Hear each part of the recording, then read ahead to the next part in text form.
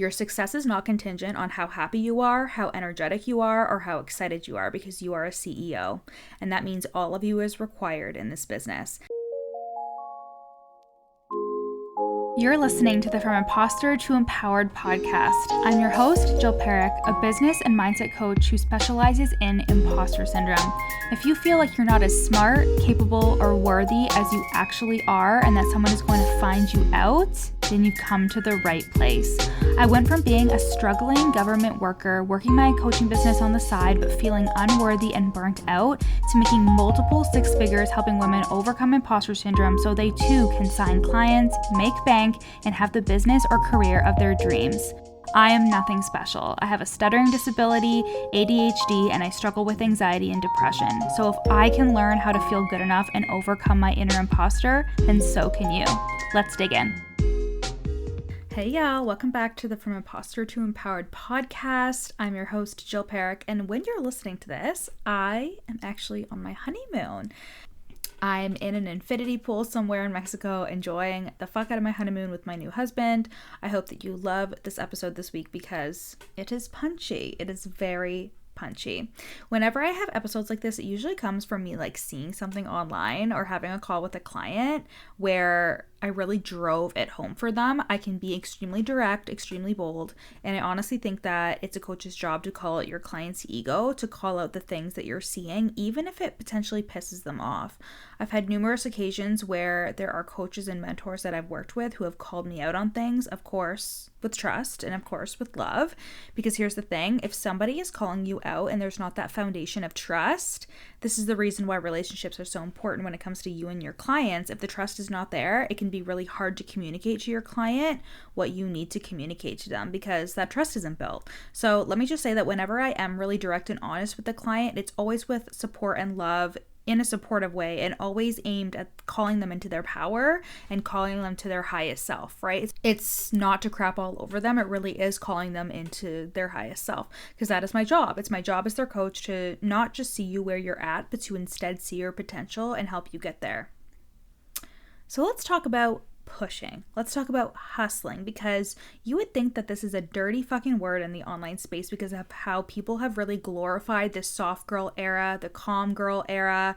And let me tell you, this girl loves relaxing. This girl loves lying on the couch, watching Netflix. There have been an influx of shows over the past couple of months. I'm very overwhelmed. Like, shows that I need to catch up on. I really want to watch One Day. I really want to catch up on season 2 of Tell Me Lies. I really want to watch The Perfect Couple. I just finished Selling Sunset. I binged The Secret Lives of Mormon Wives in like 2 days. I need to watch the new season of Outer Banks. Like, there are just so many things that are coming out, and I get overwhelmed because I love to watch TV.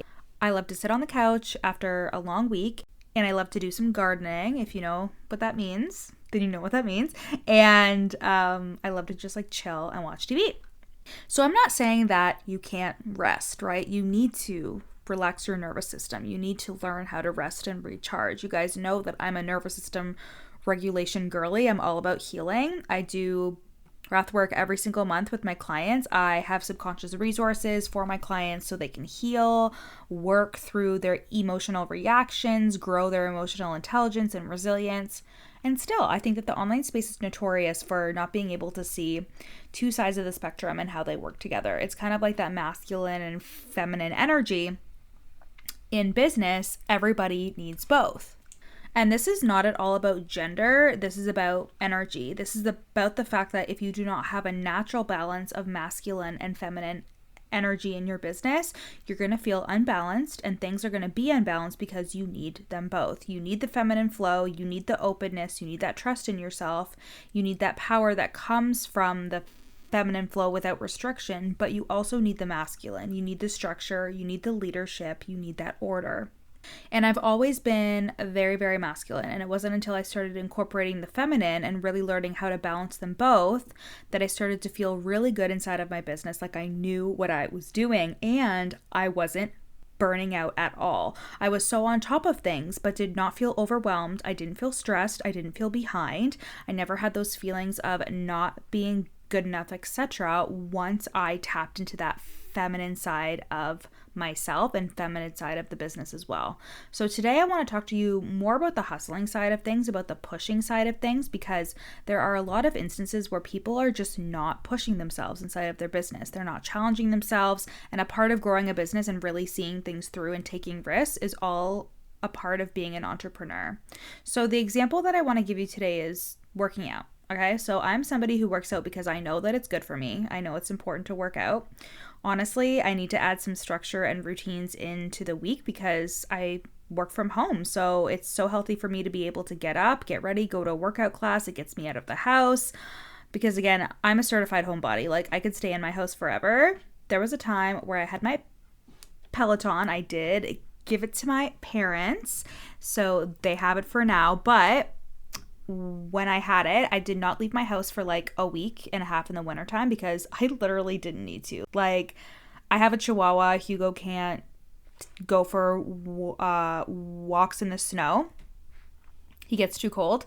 And there's just no reason to leave my house sometimes. Like, I can get groceries delivered, all that jazz. So it's actually crazy how long I could go without leaving my fucking house. But now that I'm working out at this new hot yoga studio that opened this year, I go like 4 to 5 times a week. It gets me out of the house, but I wouldn't say that working out is my thing. I don't love it. I do it because I know that it is good for me and it's important and I should. And I do it because like I feel better and more balanced when I do it. Okay. And I also want to give another example of like scheduling my content. Even though sometimes I'm like, oh, I gotta do content. Fuck, I have to do it for next week. I always feel better knowing that I did it. So it's the same concept here. And in my hot yoga classes, it can really feel like a push sometimes. It depends where I am in my cycle, how strong I feel, how I'm feeling.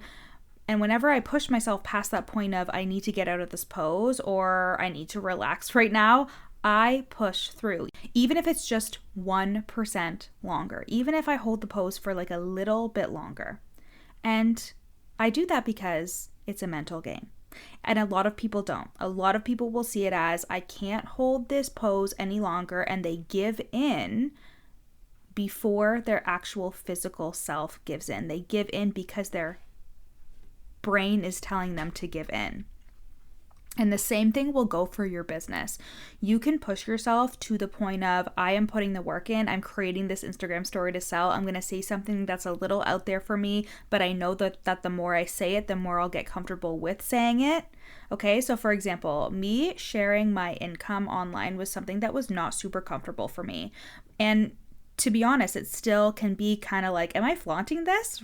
Right? But I knew that when I saw other people sharing their income and how they made it and all of that, I get really inspired. I think it's fucking badass. I knew that I wanted to share it in a way that felt in integrity for me and something that I know is going to be so inspiring for my potential clients. But it was still super uncomfortable, you know, for me to flaunt that, to talk about it.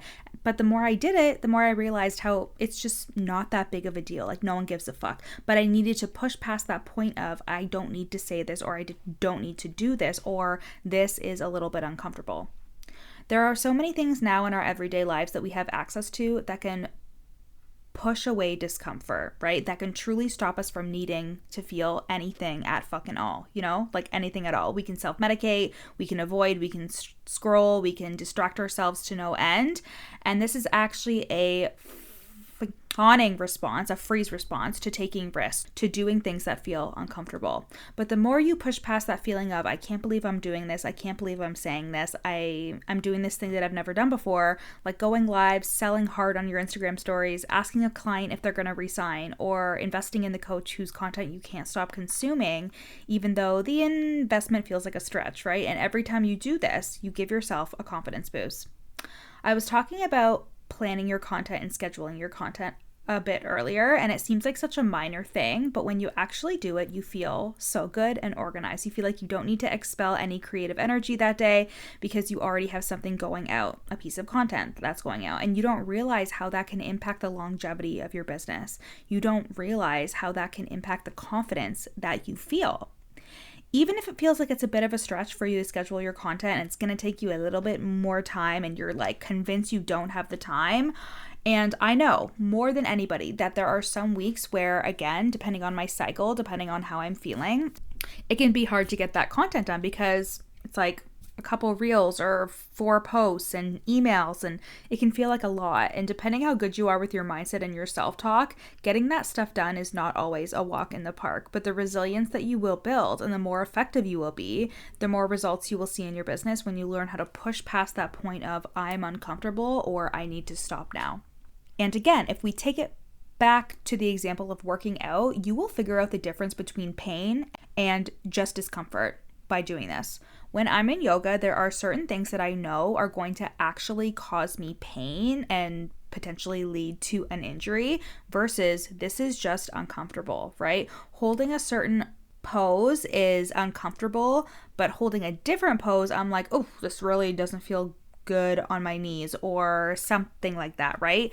But also, I have really tight hips and stretching those out, like some days it can feel a lot better and sometimes I can't push it past the point that I could before. But you learn the difference. You learn the difference between this is just uncomfortable or I actually shouldn't be doing this. And this is the side effect of learning to push past discomfort and learning when something is uncomfortable. You're also so much more in tune with your gut feelings, with your intuition, with that feeling of, I know that this is something that is stretching me versus I can't do this. Whenever somebody asks, how do you know the difference between something you should do and something you shouldn't do? Even if you're scared, does this feel expansive? Does it feel like there is a future in this? Does it feel like if I were to do this, I would have more confidence? Would I get XYZ result? Or does it feel like I wouldn't want the repercussions of this? I wouldn't want to deal with whatever comes from this. And this is why a lot of you are like, I know I'm on the edge of something big, but it's up to you to push yourself over that edge because you know, and you can see into the future, like this is going to be so good for me, right? And that's why you feel compelled to do those things, even if it's a bit scary. Also, how you can know where something is just not for you is like, again, it feels expansive if it is for you, but it feels like restrictive and you feel small if it is not. I was coaching a client in the From Imposter to Empowered program, and she was saying how she knows if she goes all in, if she creates the offers that she's really been wanting to create, if she takes these actions, if she does all of this, even though she's busy and has a child and all of these things, she would blow up. And she's just scared. She's scared about what her capacity is and if she can handle it when she does blow up. But that is when you know you need to push past the point of discomfort. It's so easy to sit in your comfort zone. It's so easy to be at that same level of income, even if it's fucking zero, right? It's so easy to be at the same visibility level and to do the same things over and over again every day, telling yourself, I'm being consistent, I'm doing the things, but are you actually stretching yourself and meeting those expectations you have for your future? When you own an online business, things are always changing. And if you are not growing, you are staying still and you can become stagnant so fast. And this is not to say that you can't relax, you can't rest, you can't take a sabbatical, you can't take time to yourself and enjoy the holidays. Like I'm literally on holiday right now as we speak. I take time off all the time, take tons of time off, and I never feel like I'm slowing down or anything like that at all. And that's because I am so intentional about how I spend my time in the business when I'm actually in the business. I know that even though it's scary to think, especially as somebody who stutters, about doing podcast interviews, going live, putting myself out there, or creating a new offer, you might think, oh my God, well, someone who's been doing it for such a long time, it's so easy for them to just think of an idea and then sell an offer. But there's always the unknown. There's always the possibility that this thing isn't going to work out. There's always the possibility that nobody is going to buy, nobody's going to join. I'm going to have a really hard time like speaking on that podcast episode, etc. You know, it's still scary and I still feel vulnerable, right? But the difference is I've gotten so good at learning how to push past that point of discomfort and to see it as this does not mean that it's wrong. It just means that it's new, it's scary, it's something that I feel a bit uncomfortable with, but I'm going to learn how to be comfortable with this because it is my next level, right? And I also just want to say, as someone who is a low energy girly, okay, I love to rot. I love relaxing. Literally, as I wrote this episode, I was in my bed because I love being in my bed, right? And I've actually started getting B12 shots, which are amazing. They've definitely helped with my energy. They definitely help with my sleep. So I highly, highly recommend those. But through and through, I'm a low energy girly. And all I can say is you got to do it tired, because if you're someone like me, if you have ADHD or low energy, if you're waiting for the perfect time in your cycle, the perfect time for you to show up, be visible, to create your content, to create the offer, to create the masterclass, create the program, and you keep saying, I'm not going to do it today, I'm too tired. If you keep putting off the things that you should be doing in your business, you need to cut that shit out right now, because you can do it tired. I grew a multiple six-figure business, even with a full-time job, even with having pets and a very busy social life and all the things.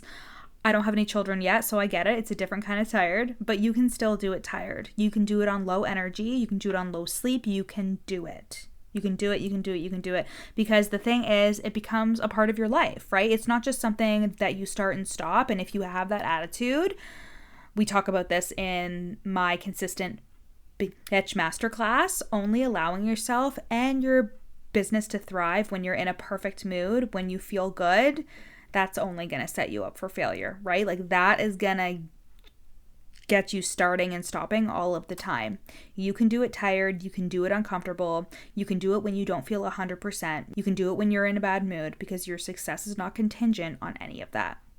Your success is not contingent on how happy you are, how energetic you are, or how excited you are, because you are a CEO. And that means all of you is required in this business. That also means pushing the limits of your humanness. It means allowing yourself to be a whole ass human and make a lot of money. It means being more emotionally resilient than most people and recognizing that discomfort is actually your greatest teacher.